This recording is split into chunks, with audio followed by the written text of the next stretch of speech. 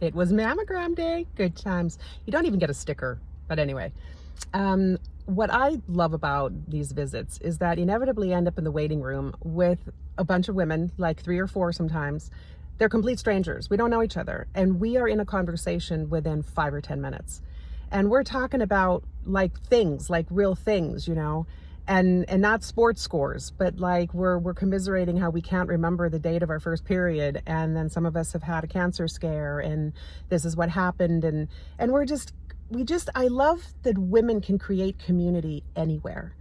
In a doctor's office, in a war zone, at a job, anywhere, we are able to connect to each other in this emotional but very constructive way. And it is one of our greatest strengths. And I do believe it's one of the things that intimidates and irritates men the most, because patriarchy has just kneecapped them, at that point where you can't talk about anything except sports and whatever other shallow masculine topic might be deemed safe.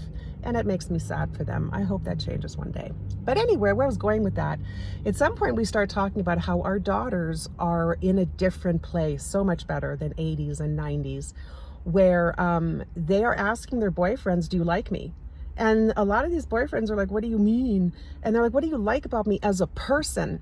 And these guys can't name anything except, well, you're really pretty and you dress nice, and I really like that, I don't know, you like to go skiing. And they're like, okay. While the girls can have a list of things, traits that they like about this boy.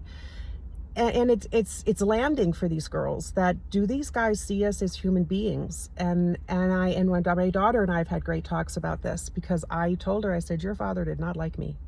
And when we were all said and done, I realized I didn't like him much. But he was willing to stick it out. He did not want a divorce because he didn't want to find a new housekeeper and a new cook and somebody to help him co-parent every other week when he had his daughter. I said I was willing to go it alone. I'm willing to just have to make all of my own money and deal with my own adulting, while he did not. And most husbands, that's where they're sad in their 40s and 50s when, right, their women say, I'm done. I'm done being your maid. I'm done, being this fixture in the house that you don't see as a human. And then the men fight for the marriage. Like, my ex really tried, not because he liked me or was going to miss me, but because he didn't want to have to replace me with a new housekeeper and cook. It's been 10 years. He's still interviewing for that position, because we're in our 50s and we know that these men out here aren't looking for a partner. They're looking for a housekeeper and a nurse and all of that. And we're like politely declining. But it's something to think, like, if this reaches any woman who hasn't thought about, does my partner actually like me?